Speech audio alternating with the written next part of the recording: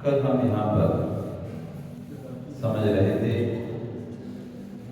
सम्यक दृष्टि की पहचान कैसे। सम्यक दृष्टि नाम तो बहुत सुना है, और ये वो सम्यक है जिसको एक बार प्राप्त कर लिया तो नियम से मोक्ष जाना निश्चित है। जिसने एक बार सम्यक दर्शन को प्राप्त कर लिया उसका टिकट पक्का मोक्ष का, सीट पक्की उसकी आरएसी हो सकती। एक बार सम्यक दर्शन प्राप्त कर लिया विनोद जी, आरएसी हाँ कन्फर्म है, बैठ के मिलेगी लेट के मिलेगी, पर मिलेगी। बैठने की मिलेगी, लेटने की मिलेगी, जो भी होगी मिलेगी, पर उसे सरकार को सीट देनी पड़ेगी।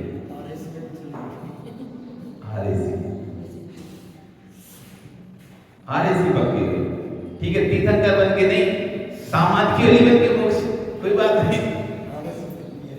आरएसी है, हो सकता है पूरी सीट भी मिल जाए, और पूरी सीट नहीं मिले तो कम से कम बैठ के तो जाने मिलेगी आपको। खड़े होकर परेशान नहीं होना पड़ेगा, या आपका टिकट कैंसिल नहीं होगा, नहीं आपकी बेटे की टिकट कैंसिल किया जाता है, सीट ही नहीं है कोई, नहीं पक्का है, जाओगे। हो सकता है तीर्थंकर बन के ना जाओ तो सामान्य केवली बन के चले जाओ। सब कोई तीर्थंकर बन के फिर ना जाएगा, तो तीर्थंकर बन के आपका मोक्ष ना हो सकता है, लेकिन सामान्य केवली बनकर आप मोक्ष जा सकते हो। आरएसी वाला भी नहीं पहुंचेगा तो कंफर्म बात है, गंतव्य तो दोनों पहुंचे, लेकिन बेटे वाले को तो इसी हटा देगा। कायदे से तो आप नहीं जा सकते, आपका टिकट कैंसिल, आपके लिए स्थान नहीं है आपके ट्रेन में। बैठ गए तो मतलब नॉट करना, लेकिन कायदे से आपके लिए वहां पर उस ट्रेन में कोई स्थान नहीं है। ऐसे मोक्ष मार्ग की जो रेल है, जो मोक्ष मार्ग की रेल जा रही है, उसमें बेटे बाप को कोई, जब तक कन्फर्म टिकट ना हो या आरएसी ना हो, तब तक उस ट्रेन में कोई भी स्थान नहीं है, चाहे तुम कितने ही हाथ पैर मारो। ये है सम्यक दर्शन, नियत है। एक बार सम्यक दर्शन होने के बाद नियत है, नियत जाना ही है मोक्ष से। अब कोई भी जिसका कोई भी शक्ति उसे रोक नहीं सकती। बस अंतर इतना ही है कोई अर्ध बदल परावर्तन तक जाएगा अथवा कोई उसके पहले ही जाएगा। भारत से विश्व के सम्यक दर्शन होता है, छूट जाता है, सम्यक दर्शन होता है, छूट जाता है, वापस सम्यक दर्शन 3 प्रकार का, एक उपसम सम्यक दर्शन, एक क्षुपसम सम्यक दर्शन, एक छाया। उपसम सम्यक दर्शन, क्षुपसम सम्यक दर्शन, छाया सम्यक दर्शन। घर में 3 प्रकार का पानी आपके पास रहता है। 3 प्रकार का पानी आप उपयोग करते हैं। एक तो जो आपका डायरेक्ट पानी आया, मटमैला मिला हुआ, ठीक है ना, और एक जो गंदा पानी रखा हुआ वो, और एक जो आपका प्यूरिफाई होकर उसमें से निकल रहा है एक्वा। एक एक्वा का पानी एकदम प्योर प्यूरिफाई है, कोई इसमें अशुद्धि आपको नहीं दिखाई दे रही, कोई भी इसमें मल नहीं दिखाई दे रहा, साफ हो गया है। एक रखा हुआ है गुड़ में भरा हुआ पानी, थोड़ा थोड़ा उसमें नीचे मट्टी जमी हुई है, थोड़ा ऊपर है, और एक नल से बरसात में गंदा ही पानी निकलता है। गंदा पानी हो गया, आपने पोंछा लगा के नहीं पानी को पोंछा लगाया, पानी कैसा हो जाता है, गंदा हो जाता है।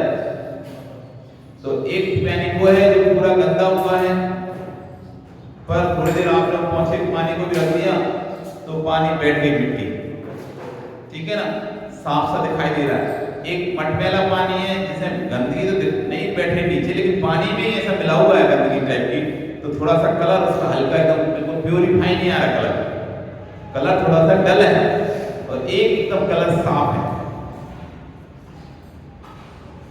तो उपसम जिसमें कचरा हटा नहीं है, जिसमें कसाय हटी नहीं है, वो कचरे में कसाय मिली थी तो गंदा दिख रहा था, तो कसाय बैठ गई तो पानी साफ दिख रहा है, वो पानी साफ नहीं है। कसाय बैठ गई है, वो पानी जो आप धो के रखे थे वो उसको बैठ गया, फिटकरी के कारण या किसी कारण से आपने डाल दिया, तो फिटकरी से पानी का जो मैल था वो नीचे बैठ गया, ऊपर स्वच्छता दिखाई दे रही है, लेकिन जैसे ही आप पानी को खाली करोगे दूसरे बर्तन में, वो मैल वापस उसमें मिल जाएगा, फिर गंदा हो जाएगा। ऐसी उपसम सम्यक दर्शन जिसमें हमारे अनंतानंदी क्रोध मान माया लोभ मिथ्यात्व ये बैठे हुए दबे हुए विशुद्ध परिणामों की फिटकरी से हमने उनको फाड़ के नीचे दबा दिया है, लेकिन वो अलग नहीं हुए। जैसे ही थोड़ा सा पात्र हिलता है वापस वो पानी का साथ मैल भी ऊपर आ जाता है, ऐसे ही थोड़े से परिणाम हिले वापस का साथ वापस आ गए। इसका काल अंतर होता रहता है, 48 मिनट का रहता है, 48 मिनट तक का साथ वापस आ जाता है। जीव को 48 मिनट समय मिलता है, 48 मिनट तक के लिए वो कसाय दबके रहेगी, उपसम में रहेगी। उसको ये जो सम्यक दर्शन है वो श्रद्धा जाए तो देव साधु के प्रति वो उपसम श्रद्धा कहलाएगा। समन हुआ है, उपसमन हुआ है, अच्छी तरह दबाया उसे, समन करना मतलब दबाना, ना कि नष्ट किया उसने, दबा दिया था, लेकिन दबाने की एक सीमा होती है, एक सीमा तक कोई चीज है, जैसे स्प्रिंग होती है, स्प्रिंग आप दबा के रखोगे तो एक सीमा तक दबी रहेगी, फिर प्रेशर पड़ेगा, फेंकेगी ऊपर, जब ऊपर फेंकेगी तो फिर वापस वैसी हो जाएगी। तो ऐसे ही उपसम सम्यक दर्शन वो काल मिलता है, अंतर मुद्दा उस काल में कसाय दबी रहती है, वो अंतर मुद्दे बाद कसाय उदय में आती है। यदि आप समझदार होगे तो जितनी देर दवाई थी आप लोग उसी में कोई ऐसा उपक्रम करोगे इसको बांधने का, कुछ भी वापस फिर ऊपर ना फेंके, उसी बीच में पीरियड है 48 मिनट का, उसी 48 मिनट की पीरियड में आप उपक्रम करोगे, आपने रिंग दबा के रखी है, उस रिंग को बांधने का या किसी और पत्थर से या किसी तरह से वे ये वापस ऊपर ना फेंके, तो आप उसे दबाने का प्रयास करते हो। अगर वो दबी रही तो कोई दिक्कत नहीं है, और नहीं दब पाए तो ऊपर फेंक जाएगी, जैसे ऊपर फेंकी तो वापस मिथ्या में नहीं चला जाता है, समय उसको छूट जाता है 48 मिनट के। यदि 48 मिनट कोई प्रसाद नहीं कर पाया वो तो छूट जाएगा। और यदि उसने प्रसाद किया, प्रसाद करने के बाद उसने उसको बांध दिया उस स्प्रिंग को, तो ठीक है, जितना प्रेशर से दबाया तो उतनी तो नहीं है, अभी थोड़ी सी बढ़ गई है, लेकिन हाँ पूरी नहीं उठी, तो थोड़ी सी उठी भी है, थोड़ी सी दबी भी है, थोड़ा सा उसका दबाव है तो पूरी तो नहीं उठ पाई ना, रस्सी से बांध दिया, पर उतना प्रेशर नहीं पड़ा रस्सी का जितना हाथ का प्रेशर पड़ा था हमारा उस स्प्रिंग को दबाने में, तो थोड़ा सा उठ गई स्प्रिंग, और थोड़ी पूरी उठी भी नहीं है, तो थोड़ी दबी भी है और उठ भी गई है। तो तो क्षय भी है और समन भी है।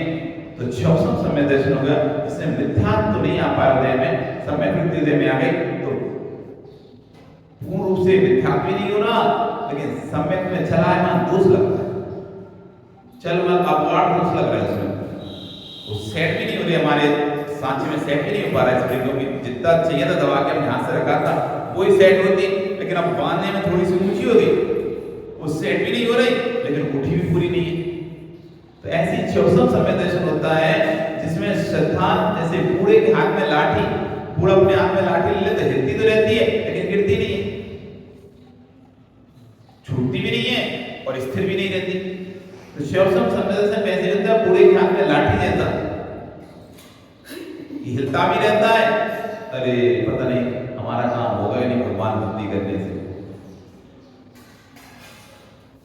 शांतिनाथ भगवान की भक्ति करूंगा तो शांति मिलेगी मुझे, पार्श्वनाथ भगवान की रविवार के पार्श्वनाथ भगवान की पूजा करें तो धन संपत्ति मिलेगी हमको। इस तरह के जो चल रहे हैं पार्श्वनाथ संकटों को हरेंगे, ये जो भाव चल रहे हैं ये दोष लग रहा है सब में, लेकिन छूटी का समय, छूटी का ये समय अधिक से अधिक चला ऐसा 66 साल तक चल सकता है। कितने साल तक? 66 साल तक। तो जो आपने बांधी ना रस्सी उसको, तो 66 साल से वो बांधते रखे, हाई नहीं तो अंदर उसमें छूट सकती है, कच्ची हुई तो फटाक से छूट जाए, नहीं तो 66 साल तक उसको चला के लेके जा सकती है, 66 साल तक उसके साथ सम्यक दर्शन रह सकता है। उपसम तो 48 मिनट तक ही रहा था, लेकिन क्षोभसम सम्यक दर्शन कितने मिनट तक रह गया? 66 सागर तक रह गया। कितने समय तक रह गया? 66 सागर। तो कम से कम रहा तो ये अंतर घूम तक रहे, हाईजेस्ट रहा तो 66 सागर रहा, बीच में और भी जब उत्कृष्ट बता दी, जगन बता दी, तो बीच में और भी काल भी आ गया थोड़ी सी। फिर तीसरा आता है छाया सम्यक दर्शन।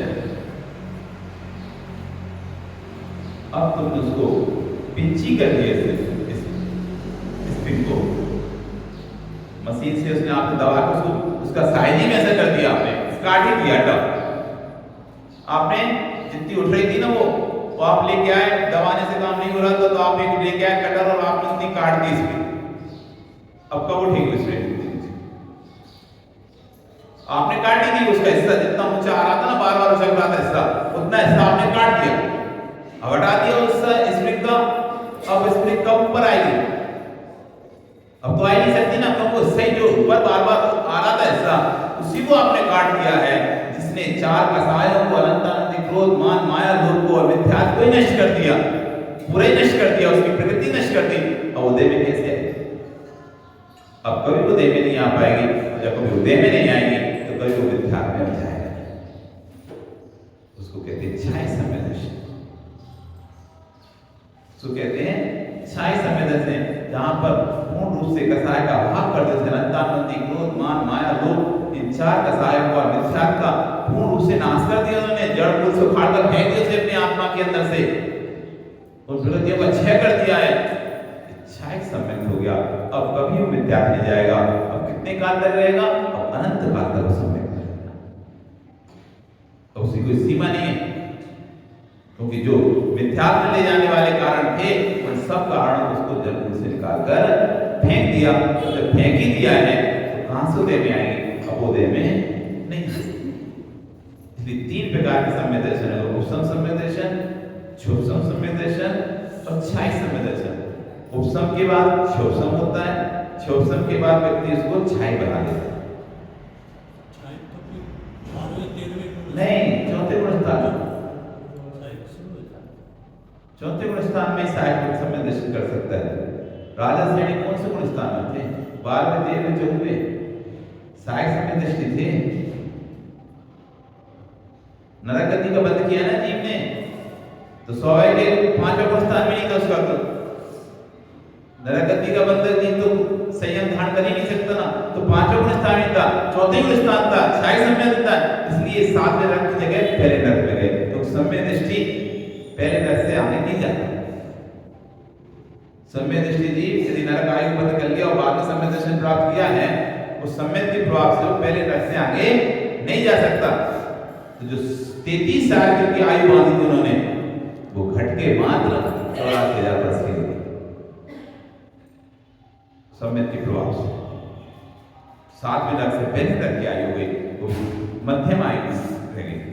जगन्नाथ 10,000 वर्ष की, उत्कृष्ट आयु 1 साल की पहले नर की, तब भी उनको मात्र 84,000 वर्ष ही, क्योंकि ये काल 84 के बाद फिर चौथा काल आएगा। 21,000 का पंचम काल, फिर 21,000 का छठवां काल, फिर 21,000 का छठवां काल, फिर 21,000 का पंचम काल, फिर उसके बाद आएगा चौथा काल रिटर्न में। 5 वर्ष चल रहा है ना, तो 5वां काल है 21,000 वर्ष का, फिर छठवां काल आएगा, वो भी 21,000 वर्ष का होगा। छठवें काल बाद फिर छठवां काल आएगा रिटर्न में, तो वो 21,000 का, उसका फिर 5वां काल आएगा। ठीक है, 21 चौको 84,000 वर्ष, कितने वर्ष हो गए? 84,000 वर्ष फिर आएगा चौथा काल। उस काल में पहला तीर्थंकर कोई होगा तो राजा सैनिक कच्ची पद्म नाम का तीर्थंकर राजा सैनिक, इसलिए 84,000 आयु बढ़ी, क्योंकि घूमकर कहीं जन्म लेना है तो उतनी देर कहीं रहना पड़ेगा, तो नरक में उतनी देर रहेंगे जितनी देर के लिए जब काल वापस नहीं आ रहा। तो 84,000, ये 3 प्रकार का सम्यक दर्शन होता है, इनमें से कोई सा भी सम्यक दर्शन हो जाए आपको। यदि छाया सम्यक दर्शन हुआ है तो 2-3 वापस उत्कृष्ट 2-3 नियम से मुक्त जाना, 3 वर्ष से अधिक नहीं ठहरेगा। छाया सम्यक दृष्टि यदि किसी छाया सम्यक दर्शन हो गया तो 3 वर्ष से अधिक इस संसार में नहीं रहेगा। तीसरे वर्ष में उसको नियम से मोक्ष चलाया जाएगा। इस भाव में होगा, यहाँ से मर के देव बन गया, देव मर के नीचे मनुष्य बना, मोक्ष तो 3 भाव खत्म। ये भाव देव का भाव, 3 भाव में नियम से हो जाएगा। और 64 सम्यक दृष्टि है तो 66 सागर तक वो सम्यक दर्शन के साथ रह सकता है, लेकिन बीच में भी मुक्त जा सकता है, 1 भाव में मुक्त जा सकता है, 2 भाव में जा सकता है, 3 भाव में, और नहीं भी गया तो अर्धपद परावर्तन तक घूम के नहीं फिर मुक्त जा सकता है। पर जाना मोक्ष निश्चित है तीनों का। अर्धपद परावर्तन मतलब ऐसा है जैसे अनंत सागर है, उसकी भी नवीन तुमसे कहें बूंद बनाओ, कितनी बूंद बनेगी? सागर के पानी की बूंद बना के गिरना है, कितनी हो जाएंगी? तो जैसे सागर के पानी की बूंद बनाना यह संभव है, आप संभव ही नहीं है आप की बूंद बना के गिर सको सागर के पानी को। ऐसे आपके भव्य मिथ्यात्व के जिनकी कोई गिनती नहीं है, लेकिन कहा जाए 1 अंजलि में आपके पानी है, इसकी 1 बूंद बना के गिरो तो संभव है आप इसकी बूंद बना लो। 1 कटोरी पानी है, उस कटोरी के पानी को आप 1 बूंद करके नहीं आप गिन लोगे, आधा घंटे में पानी खत्म हो जाएगा। नियत है आधा घंटे बाद पानी तो खत्म। ऐसी सम्यक दर्शन होने के बाद हमारे भाव इतनी ही रह जाते अंजलि प्रमाण, चुल्लू प्रमाण पानी के समान। जैसे चुल्लू में पानी है, 1 बूंद भी गिरेगा 1 घंटे में तो खाली हो ही जाएगा। ऐसे हमारे भाव बस इतने से बचे हैं जैसे कि चुल्लू प्रमाण, जो सागर के बराबर भव थे हमारे, समुद्र में पानी भरे हुए जल के बराबर जो हमारे भव चल रहे थे, जिनका कभी खत्म होने को, समुद्र के पानी कोई सोर्स है कि खत्म होने की, कब सूखेगा समुद्र, कभी पता है? आज तक तुमने सुना कि कोई समुद्र सूखा? नदियां सूखी, कुएं सूखे, तालाब सूखे, नदियां सूख जाती हैं, कुएं सूख जाते हैं, तालाब सूख जाते हैं, पोखर सूख जाते हैं, पहाड़ी सूख जाती हैं, कभी कोई समुद्र आज तक नहीं सूखा। जबकि कितना पानी उससे भास भर के ऊपर जाता है। जो पानी बरस रहा है वो नदियों के पानी से नहीं बरस रहा, तालाबों के पानी से नहीं बरस रहा, वो अथाह समुद्र का जल है, उससे जो वाष्पित होकर पानी जाता है, उससे जो बादल बनता है, उससे इतना पानी बरसता है। तो सोचो कितना पानी ऊपर जाने के बाद भी कभी आज तक समुद्र नहीं सूखा, चाहे कितनी गर्मी पड़ जाए, कितनी गर्मी पड़ जाए, नदी सूख जाती है, नल सूख जाते हैं, ट्यूबवेल सूख जाते हैं, कुआं सूख जाते हैं, जबकि उसमें तो पानी भी नहीं पड़ रहा नीचे, धूप भी नहीं पड़ रही इसके अंदर। तो जेट पंप के अंदर तो धूप भी नहीं जा रही आपके, सीधा कोई धूप के कारण से सूख गया, कुएं के अंदर भी बहुत धूप नहीं जाती, तब भी सूख जाते हैं, नदियां भी सूख जाती हैं, लेकिन समुद्र कभी सूखता नहीं। अथाह पानी से सोच ही नहीं पता कहां से आता है पानी, कहां से पानी आ रहा है, अथाह पानी, अथाह पानी। तो ऐसी मिथ्या दृष्टि सीधे भाव अथाह है, अथाह खत्म ही नहीं होते, खत्म ही नहीं होते, खत्म ही नहीं होते। कितने भी भाव ले ले, असंख्यात बार, अनंत बार इनमें आज तक इसका बड़ा कल्याण नहीं हो पाया। मिथ्या दृष्टि जीव को पार नहीं, सम्य दृष्टि जीव का पार है। अंतिम प्रमाण पानी में, अंतिम में जैसा पानी रखा है वो एक एक बूंद गिर गिर के जैसे पानी खत्म हो जाएगा एक समय बाद, ऐसी सम्य दृष्टि जीव चाहे भले मिथ्या में वापस क्यों न चला जाए, तब भी वो तो उसकी सुई में धागा डल चुका है, सुई में धागा डल चुका है। अब कहीं भी गिर जाए वो सुई, कहीं भी किसी दुर्गति में खो जाए वो सुई, धागा डल चुका है समय का एक बार, और उसको पकड़कर आप उठो। माता समझदार होती है, ऐसी नहीं फंसाती गिट्टी में सुई, धागा डाल के रखती, ऐसे होती धागा डाल रखती सुई को, इसलिए तो कहीं गिर जाए, कहीं घूम जाए तो जल्दी से पकड़ में आ जाए कहाँ, नहीं तो ढूंढते रहो, फिर इतनी सी तो बारीक सुई होती है और आंखों में से बड़ी बड़ी चीजें नहीं दिखती तो सुई क्या दिखेगी, आंखों से बड़ी बड़ी चीजें नहीं दिखती तो सुई क्या दिखती। आज की आंखें अलग कमजोर, तो धागा डाल के रख देते हैं भैया, ऐसे हाथ में लगाए तो धागा से पकड़ में आ जाएगी सुई का, कहीं नहीं भगेगी। सुई में धागा डल चुका है, अब वो सुई कहीं भी चली जाए आप उसे ढूंढ लोगे। ऐसी अब आत्मा में सम्यक, आत्मा रूपी सुई में सम्यक का धागा डल चुका है, अब वो कहीं भी दुर्गति में चली जाए तो पकड़ में आ जाए, ट्रैक हो जाए। क्यों ट्रैक कर लेते ना अपन, कहीं भी चली जाए ठीक, सामान पोस्ट से भेज दे तो ट्रैक नहीं कर पाते, तो और स्पीड पोस्ट से भेजा, अरे पहुंचा नहीं, ट्रैक करो कहाँ पहुंची, अब यहाँ पहुंच गई, अब यहाँ पहुंच गई, अब यहाँ है, कहीं भटक भी गई तो पता चल जाएगा, ठीक है थोड़े आगे पीछे हो गए, 10 दिन में पहुंचनी थी 15 दिन में पहुंचेगी, पहुंचेगी जरूर, क्योंकि उसमें ट्रैक लगा होता है, लगा होगा सब ट्रैक, क्यों अभी पहुंचते नहीं,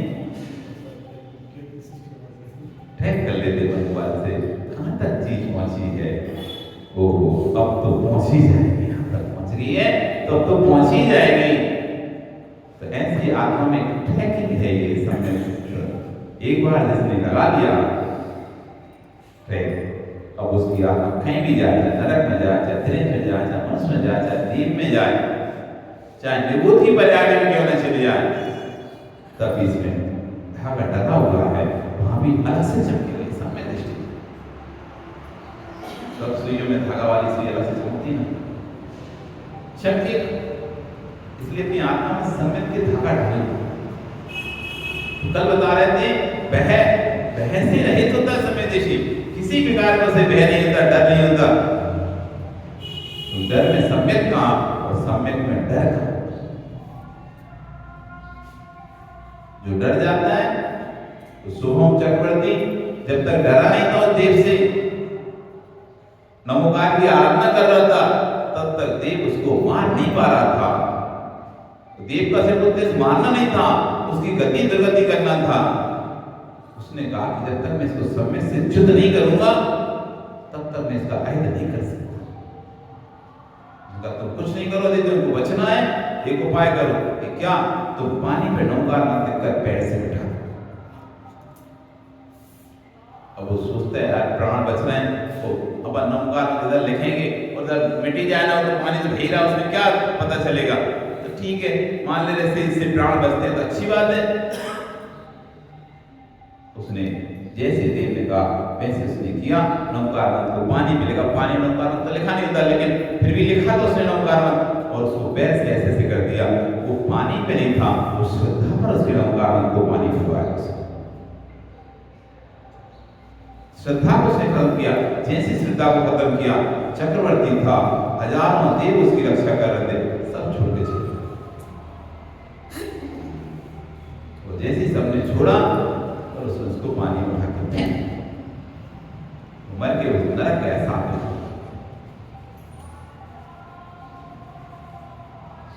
इस समय दृष्टि जी डरता नहीं, उसे पता है मेरे पुण्य पाप के आगे कोई कुछ नहीं कर सकता, डरा सकता है, धमका सकता है,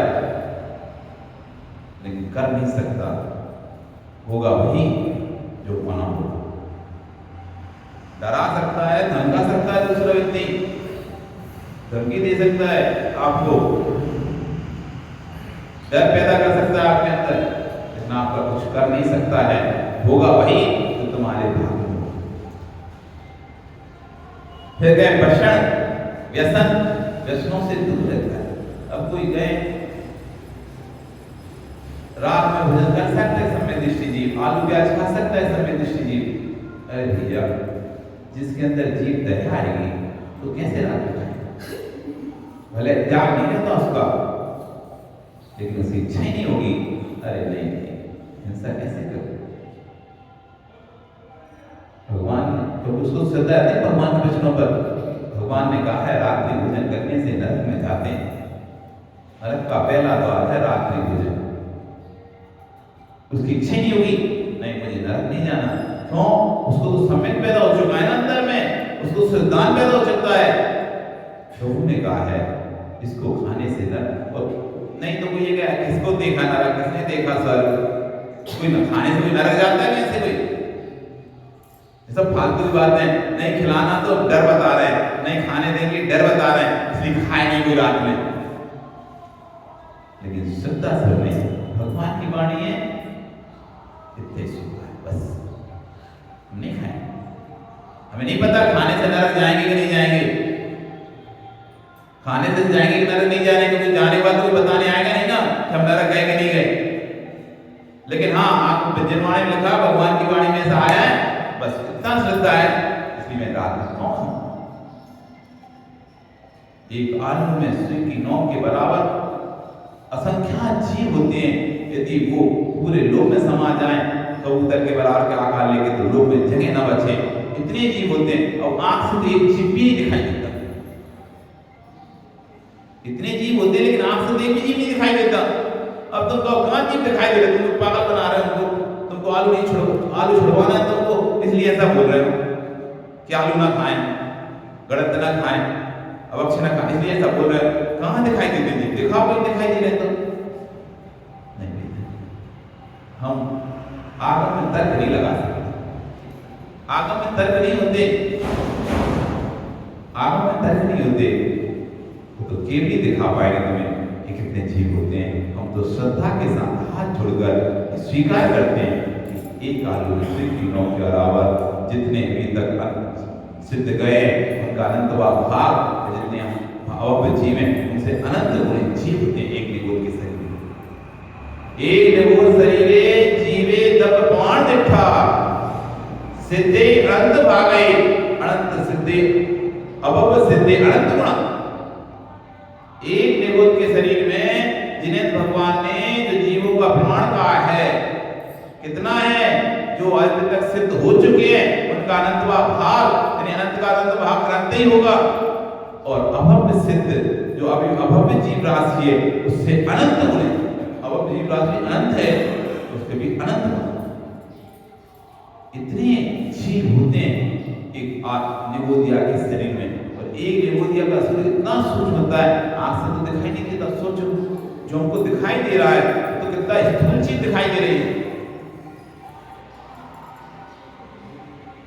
ये है, इसको तो समय दृष्टि है, श्रद्धा से स्वीकार करेगा। प्रैक्टिकल में कहां से दिखाएंगे हम इसको? ना वो प्रैक्टिकल दिखा सकते हैं आप। कौन सा सिमोगी पर्वत कहां से लेके जाओ समय पर दिखाने को? देव तो है नहीं हमारे पास कि समय पर होता है या नंदी। अब ठीक है समय पर तो फिर भी जहां तक 2.5 दिन में मनुष्य का गमन होता है, बाकी चीजें रचना फिर भी दिखा दें, लेकिन 2.5 दिन के बाद जो रचनाएं नंदीश्वर आदि हैं, कुंडलगिरी आदि हैं, पावन अकृत्रिम चैत्यालय नंदीश्वर के, वे कहां से दिखाएंगे? वहां तो मनुष्य जा ही नहीं सकता ना। लेकिन श्रद्धा से भगवान ने कहा है असंख्यात तीर समुद्र हैं, इसमें 8वां द्वीप नंदीश्वर द्वीप है। उसमें अकृत्रिम 52 जिन चैत्यालय हैं, एक चैत्यालय में 108 प्रतिमाएं हैं, 500 धनुष की उत्तम प्रतिमाएं, पद्मासन की प्रतिमाएं हैं, मणिमय से रचित प्रतिमाएं हैं। ऐसी स्फटिक मणि की प्रतिमाओं को मैं नमस्कार करता हूँ। ये बस हम आगम से जान पाएंगे और श्रद्धा का स्वरूप जो विषय सिद्धांत के विषय उनमें तर्क नहीं करते, कुतर्क नहीं करते, उसको तो श्रद्धा धारण करता है। ये सम्यक दृष्टि जीव होता है। जब उसको इतना श्रद्धान है तो कैसे विष्णु में लिप्त होगा, कैसे शिकार खेलेगा, कैसे जुआ खेलेगा, कैसे शराब पी सकता है? कर ही नहीं सकता। ये व्यसनों से रहित होता है। मल विवज्जति, मलों से रहित होता है। सम्यक में 8 मल दोष लगते हैं। सम्यक में 8 मल शंका, पता नहीं जो भगवान ने कहा सही है कि नहीं है। अब सुनते हैं तो पता नहीं है कि नहीं सही। शंका, ऐसा होगा कि नहीं, शंका नहीं कर सकते भगवान की। अरे काम करो महाराज, हमारा आज बहुत सिर दर्द कर रहा है, क्या करें? एक काम करो, जाओ प्रार्थना भगवान के पास जाके एक माला लो, ठीक होगा कि नहीं होगा? ले, अभी इसमें शंका बैठी है, क्या ठीक हो, कोई नहीं सकता ठीक हो। सिर दर्द है, बोला क्या करना चाहिए महाराज जी, क्या करना चाहिए? जाओ ऊपर जाके नमस्कार, वो तो फिरते ही है, हो गई तो सिर दर्द कभी नहीं होना। वो तो फिरते ही हैं, रोज ही फिरते हैं, वो तो 10 फिरते हैं, आप एक की बात कर रहे हो, अभी फिर के जा रहे हैं भी, तब भी ठीक नहीं। शंका है, काम नहीं हो सकता। शंका एक बार अंदर बैठ जाए तो आप कोई काम नहीं करेंगे। 24 समय आपको हर समय भी डर लगा रहेगा। यदि किसी को शंका बैठ जाए कि ये मुझे मानना चाहता है, तो खाना भी खाएगा तो उसे मुझे तो नहीं मिला, रात में सोएगा बेचक के एकदम कोई मुझे मारने तो नहीं आ रहा है, गाड़ी में चलाएगा तो पीछे देखे कोई मेरा पीछा तो नहीं कर रहा। शंका बैठ गए थे। शंका वाला जीव हर समय संकित रहेगा, और संकित रहने के कारण से कभी भी सुख को नहीं। इसलिए जो हमने आपको ग्रंथ बताया था ना, पट्ट महादेवी सांतला उपन्यास पढ़ने की बोले थे, उसमें बहुत अच्छी बात लिखी है। शंका छोटी से छोटी भी क्यों ना हो, उसका तुरंत निवारण करना चाहिए। शंका किसी बड़े व्यक्ति के प्रति भी अंदर में आई हो तो तुरंत उसका निवारण करना चाहिए। छोटी से छोटी क्यों ना हो, उसका तुरंत निवारण करना चाहिए। तो शंका वो बट का बीज है, शंका वो बट वृक्ष का बीज है, जो छोटा तो रहता है, लेकिन जब उचित जलवायु मिल जाती है ना, तो अच्छे चट्टानों को फाड़ देती है। इतना सा छोटा सा बीज होता है बट का, नाक की सांस उधर गिर जाए, बड़ी बड़ी चट्टानों को, बड़ी बड़ी दीवारों के तो टुकड़े कर देता है। जिन दीवारों पर सोची ऐसी मोटी मोटी दीवारें, पुराने घरों में जाओ, ऐसी मोटी मोटी एक फीट की 1.5 फीट की दीवारें रहती हैं, उनकी छतों पे जाओ, जहां पर बरगद का पेड़ हो गया हो, पीपल का पेड़ निकल गया हो, दीवारें इस तरह की 2 टुकड़े हो गए। पुराने मंदिरों की शिखरों पे देखो, पुराने मंदिरों की दीवारों पे देखो, कहां से आए पेड़? कहोगे कबूतर खा के आए वो उसका बीज, और वहां जाकर उन्होंने पोटी करी, और कोई उसमें से बीज निकला। बीज तो जैसा खाओ वैसे ही निकलता है, बीज बचता नहीं। जैसा आप खाओगे वैसा वैसा साबत का साबत निकल जाता है। कोई निकल गया, वो सन में जाकर फंस गया किसी में, कुछ जलवायु मिल गई, थोड़ी मिट्टी मिल गई, वहां पे धूल मिट्टी, वहीं वो धीरे धीरे पनप गया। ध्यान नहीं दिया वो, अरे छोटा सा पौधा है ऐसा करके, छोटा सा पौधा करके ध्यान नहीं दिया, धीरे धीरे धीरे उसने अपनी जड़ें ऐसी मजबूत कर ली, शिखर को फाड़ दिया। शिखर कैसे बढ़ेगी? शंका का बीज होता है, थोड़ा सा भी अंदर में गया, यदि उसका तुरंत निवारण नहीं किया गया, उपाय नहीं किया गया, तो सारे संबंधों को फाड़कर 2 पार्ट टुक टुक कर देता है। अब तो नई दीवार उठाना पड़ेगा, अब नहीं हो सकता। क्यों? उसकी जड़ें अंदर तक जा चुकी, तो ऊपर का वृक्ष उखाड़ के फेंक भी दोगे, कितना भी काट दो आप उसे, कितना भी निकाल दो, वे जड़ें अंदर तक जा चुकी हैं। वो तो तुम्हें पूरी दीवार गिराना पड़ेगी, फिर से नहीं दीवार बनाना पड़ेगी। आप देखो ना, एक वृक्ष की जड़ें कितनी दूर तक जाती है। वो वृक्ष उधर खड़ा हुआ है, अपना घर इधर बना रहा है, तो उसकी जड़ें आपके घर में निकलेंगी, यहाँ पे निकलती नहीं गई जी। आधा किलोमीटर दूर वृक्ष रहते हैं, 200-100 मीटर दूर वृक्ष रहते हैं, उनकी जड़ें आपके घर में आ जाती हैं। कभी कभी नींद खोलते हैं उसमें पता चलता है अरे वृक्ष की जड़ें आ गई हैं। जितना बड़ा विशाल वृक्ष होता है उसकी जड़ें भी विशाल फैल जाती है। पौंडीचेरी में एक स्थान है 1 किलोमीटर के रेडियस में बट वृक्ष फैला हुआ, उसी में से जड़ें निकली, फिर पेड़ नीचे जा गई, फिर दोबारा से पेड़ बन गया, फिर ऐसे करते करते वो एक ही पेड़ है वो, उसकी शाखाएं फैलते फैलते फैलते फैलते फैलते 1 किलोमीटर का पूर्ण रेडियस। लोग बाहर से विदेशों से देखने आते हैं उस स्थान को देखने आते हैं, और को देखने आते हैं और एक उसको देखने आते हैं गार्डन में। 1 किलोमीटर के रेडियस में बट वृक्ष फैला इतना बड़ा, बस एक से जड़ से दूसरी, एक जड़ से दूसरी, एक जड़ से दूसरी, ऊपर से निकलती है, नीचे घुसती है, फिर नहीं निकलती है, फिर घुसती है, फिर नहीं निकलती है, ऐसे चलता है। हाँ, नीचे से निकलती है। हाँ, तो वही बता रहे, एक बार वृक्ष अपना जड़ जमा ले तो फिर तो संबंध तो तोड़ के ही रहेगा। तो ऐसी शंका का एक बार बीज हमारे अंदर में चला जाए तो श्रद्धा को तो तोड़ के रहता है। इसलिए मल कहा है, मल जैसे पानी में मल रहता है तो पानी का स्वाद बिगाड़ देता है, मल हटा दो पानी का तो स्वाद आ जाएगा। ऐसे श्रद्धा में शंका का मल नहीं होना चाहिए। श्रद्धा के अंदर शंका का मल, किंचित भी शंका नहीं होना चाहिए। समर्पण में शंका नहीं होती, और शंका जहां होती है समर्पण नहीं होता। समर्पण में किसी प्रकार की कोई शंका नहीं होती, और जहां शंकाएं होती हैं हम किसी प्रकार का समर्पण होते नहीं। जब समर्पण करें, आप प्रभु के चरणों में अपने आप को समर्पित करें, गुरु के चरणों में अपने आप को समर्पित करें, फिर शंका को कहीं भी स्थान नहीं देते। इस सम्यक में हानि पहुंचाता है, इस सम्यक को नष्ट कर देता है। कांक्षा, इच्छा, भगवान मुझे कुछ मिल जाए, हम इतने दिनों से आपकी भक्ति कर रहे हैं, अब तो घर में सब सुख शांति।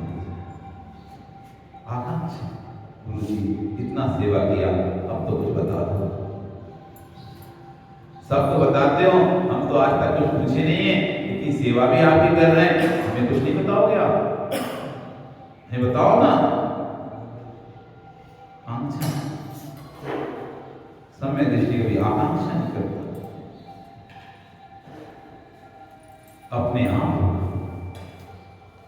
स्वतः होगा। मत मांगो, बिन मांगे मुक्ति मिले, मांगे मिले ना भी। मत मांगो, बिल्कुल खूब मिलेगा, इतना मिलेगा कि तुम कुछ समझ नहीं पाओगे। मत मांगो, देना सीखो। मांगो मत, देना सीखो। तुमने देना सीख लिया, इतना आएगा तुम्हारे पास खुद स्वतः ही, तुम्हें खुद नहीं पता चलेगा आत्मा से। वे कोई सूखते हैं, वे कोई पानी खराब होते हैं जिनका पानी निकलता नहीं है, होती नहीं। पानी कौन सी कुएं का खराब होता है? जिन कुएं में से पानी निकलता नहीं है, तो जो झिरें आ रही है पानी उसकी, वो भी धीरे धीरे बंद होने लगती है। लेकिन जिन कुओं में से पूरे गांव के लोग पानी भर रहे होते हैं, फिर लबालब भरा रहता है, लबालब भरा रहता है, लबालब जितना निकलता है, नए स्रोत आने शुरू हो जाते हैं, नए स्रोत आने शुरू हो जाते हैं। किसी ने कहा कि तुम तो कितने हाथों से दोगे, किसी को दोगे तो ईश्वर को तुम दोगे तो कितने हाथों से दोगे? तुम्हारे कितने हाथ हैं? 2 ही हाथ हैं। लेकिन ईश्वर तुमको जब देगा उसके तो असंख्य हाथ हैं। कितने स्रोत हैं? कहीं किसी स्रोत से दे सकता है, उस स्रोत से दे सकता है, व्यापार का स्रोत है, मित्रों का स्रोत है, रिश्तेदारों का स्रोत है, अनेक स्रोत से तुम्हारे पास पैसे आ सकता है। तुम तो एक ही स्रोत से दोगे, लेकिन आने का स्रोत अनेक हैं, देने में कभी भी हिचक मत। एक व्यक्ति एक कहा था, छोटे कथानक खाता था कि एक बार भगवान आए भेष बना के भिखारी का। तो एक सेठ था, उससे कहा भैया को दे दे। सेठ सोच सोचता है दान में तो था, पर उसको शकल देखकर अरे यार ये तो ऐसे ही है, एक काम करते हैं, एक दाना दे देते हैं। तो उसने अपनी पुटली में से एक दाना निकाल के उसको दे दिया, ले जा। जब वो घर गया, सेठ अपनी पुटली खोली, उसने एक दाना सोने का दाना, एक दाना सोने का, एक दाना सोने कहां से आया? ओ, मैंने यार एक दाना व्यक्ति को दिया था। तो अरे अब तो मुझे पूरा देना चाहिए। अब वो दौड़ रहा, भाग रहा है, पर वो तो व्यक्ति गया, वो तो एक देव था, परीक्षा करने के लिए आया इसकी, देखते हैं क्या है इसके दान की महत्वता इसके अंदर। तो जितना दिया था एक दाना अनाज का दिया था, बदले में सोने का दाना मिल गया। यदि वो ज्यादा देता तो ज्यादा, इतना ही दिया था तो मिल गया। तो ऐसी हमारी स्थिति है, श्रद्धा जब समर्पण करें, बस कोई आकांक्षा नहीं, इच्छा नहीं, कोई चाह नहीं, ठीक है मैं तो अपनी तरफ से अपना भक्ति कर रहा हूं, मिलेगा तो स्वतः ही मिल जाएगा, नहीं मिलेगा तो मेरे भाग में है नहीं, ये चीज तो उसे कौन दे पाएगा। मिलेगा तो स्वतः ही मिल जाएगा, नहीं मिलेगा तो मेरे भाग में जब वो चीज है नहीं है तो उसे भगवान नहीं दे सकते, फिर तो और कोई की तो बात छोड़ो, वो मिल ही नहीं सकती। और मेरे भाग में है तो स्वतः मुझे बुलाकर वो चीज दे दी जाए। कई बार ऐसा होता है, आप सोचते रहते हो कि मुझे ये चीज चाहिए, है ना, और आपको ये भी रहता है कि परसों तो मिलेगी नहीं, और अचानक आपका नाम ले लिया जाता है, आपको चीज दी जाती है, स्थान दे दिया जाता है, वो जगह दी जाती है। अरे आप खुश हो जाते हैं, मैं तो सोचा भी नहीं था कभी सपने में कि मुझे ये मिलेगी। कई बार होता है ना, आप ऐसा सोचते हैं, मैं तो सपने में नहीं सोची थी बात को कि चीज हमको मिलेगी, तो हमको मिल गई। तुम्हारा पुण्य अपने आप उसको खींच के ले आया, तो बुला के दे दिया। बहुत चीजें हम सोचते नहीं है, वो हो जाता है काम, जिसकी कभी आपने कल्पना नहीं करी थी, उम्मीद भी नहीं करी थी कि ये वस्तु मुझे मिल सकती है, वो वस्तु आपको मिल चुकी है, आपका भाग्य आपके सामने ला के उसको खड़ा कर दिया। क्या करोगे? इसलिए विश्वास रखो, मांगो मत, भगवान से मांगने मत आओ, भगवान की भक्ति करने आओ, तो अपने आप सब वस्तु मिल जाए। मांगने तो भिखारी आते हैं, मांगने मत आओ, मांगने तो भिखारी आते हैं कि दे अल्लाह के नाम, दे प्रभु के नाम, एक देगा तो 10 मिलेगा, तो तू ही दे देना सबको, तो तुम्हें 10 ही मिल जाएगा, काय को मांग रहा है? एक दोगे तुम 1 लाख दोगे तो 10 लाख मिलेगा, तो ये तुम 1 लाख कैसे जोड़ के दे दो तो 10 लाख मिल जाएगा, तो 9 लाख तुम रख लेना, 1 लाख उसको वापस कर देना। अरे मिलना 1 लाख देने 10 लाख मिलता भिखारियों को, तो मेरे को भिखारी कहीं से 10 लाख की जुगाड़ करता, 1 लाख की जुगाड़ करता, तो उसे भिखारी को 1 लाख देता और 9 लाख अपने पास रख लेता, तो क्या फायदा होता है? ऐसे भिखारियों को दान देने से आपके घर में समृद्धि नहीं हो रही, पात्रों को दान देने से समृद्धि, पात्रों को दान देने से समृद्धि आएगी, भिखारियों को दान देने से। करुणा दान है, करुणा अपनी जगह है, फिर वो पात्र दान नहीं। करुणा है, दया है, ठीक है दे दिया, लेकिन उसे दान संज्ञा मत दो। करुणा भाव है, दया भाव है, यही कह सकते हो, इसको दान नहीं है। दान तो सुपात्रों को दिया जाता है, उत्तम पात्रों को दिया जाता है, मध्यम पात्रों को दिया जाता है, जघन पात्रों को दिया जाता है, वो पात्रों को कोई दान नहीं होता है। अरे हम तो आज दान दिए, किसको दिए? पात्र कौन था जिसको तुम दियो? पात्र यदि उत्कृष्ट नहीं है तो फल भी उत्कृष्ट नहीं है। अब कोई मांगने आ जाता है तो करुणा से भर के आप दे दिए, उसे दान संज्ञा मत दो। लेकिन वो उसका गलत उपयोग करता है, तो फिर आपको समझना पड़ेगा, जानना पड़ेगा उसके बारे में भी। ऐसा ना हो कि आपकी दान आपके लिए कर बंद का कारण है। एक बार एक व्यक्ति आचार्य के पास आया, रोते रोते प्राश्चित लेने के लिए। उसके आज बड़ी गलती हुई। क्या हो गया कि कल मैं जब निकल रहा था तो 3-4 भिखारी बैठे हुए थे, बोले थे वो 2 दिन से खाना नहीं खाया, 3 दिन से खाना नहीं खाया, कुछ दे दो कुछ दे दो। तो मुझे दया आ गई, तो भाई एक होटल थी, तो होटल वाले को बोले यार इनको खाना खिला देना, बिल मेरे पास ही। शाम को जब मेरे पास बिल आया, मैं देख के रो पड़ा महाराज। उसमें तो उन्होंने मांस खाया, शराब पी, अभक्ष खाया, अंडा खाया, उस सब का बिल मुझे पड़ा। दान भी तो किसी करना करो, सोच समझ करो। तुम तो बोल के चले गए खिला देना, अभी तो क्या खाएगा वो तो पैसा तो देना पड़ेगा। बोल के आए, सबका पैसा उसने दिया, मांस का पैसा, अंडे का पैसा, शराब का पैसा, सबका पैसा उसकी जेब से लिया। अब कहाँ का पुण्य लगा उसको? विवेक रखना है। किसी को हम कुछ चीज दे रहे हैं तो देश में विवेक रखना, इसका उपयोग कैसे करेगा, उपयोग सही करेगा तो ही हम दे पाएंगे, नहीं तो ये असमर्थ है देने में। हम देने में असमर्थ हैं। बहुत समझ के दान भी देना पड़ता है, बहुत समझ के करुणा करनी पड़ती है। इसका उपयोग कहाँ होगा? अच्छे कार्यों में उपयोग हो रहा है तो ठीक है, नहीं हो रहा तो ये ओम शांति। कांक्षा, संसार, कांक्षा, ये 2 दोष, ऐसे 8 दोष हैं। कल इसकी चर्चा करेंगे। आज आप कल फिर आओगे ना, कल फिर आओगे तो पुनः फिर चर्चा करेंगे। भगवान